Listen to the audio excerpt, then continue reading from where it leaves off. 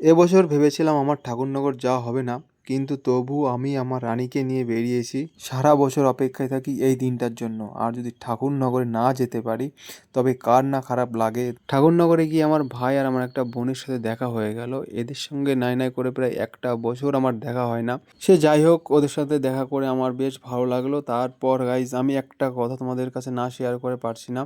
এই বছর ঠাকুরনগর গিয়ে আমি আজাদ পাখির মতো আমি ঘুরে বেরিয়েছি। আজাদ পাখির মতো তো ঘুরে বেড়াবোই গাইজ, আমি যেইখানেই যাই একা একাই যাই। কাউকে যদি সাথে নিয়ে যাই তাহলে এইখানে যাব না, ওইখানে যাব না, এই করবে, সেই জন্য আমি পুরোপুরি একা একাই গেছিলাম। আর গাইজ, যা আমি ওইখানে যদি না যেতাম, আমি ঠাকুরনগরে দলের পর দল আসছে আর আমি দেখছি বসে বসে, মানে এক কোণায় বসে বসে দেখছি, আর আমার এত মন শান্ত লাগছে যে আমি তোমাদের বলে বোঝাতে পারবো না। ঠাকুরনগর গিয়ে আমার অনেক ভালোবাসার মানুষের সাথে দেখা হয়েছিল, সেইগুলো আমি ভিডিও করতে পারিনি, যেহেতু আমি একা একা গেছি সেই জন্য ভিডিও করতে পারিনি। এখন আবার বলবে যে এই ভিডিওটা তাহলে কে করে দিচ্ছে। গাইজ, এইটা আছে আমার একটা দাদা করে দিচ্ছি। দাদার সাথে হঠাৎ করে দেখা হয়েছিল, তাই দাদাকে বললাম একটু ভিডিও করে দাও। আমার যদি একটা প্রিয় মানুষ থাকতো তাহলে আমি ঠাকুরনগরে নিয়ে আসতাম, এখানে ঘুরতাম, ওইখানে ঘুরতাম।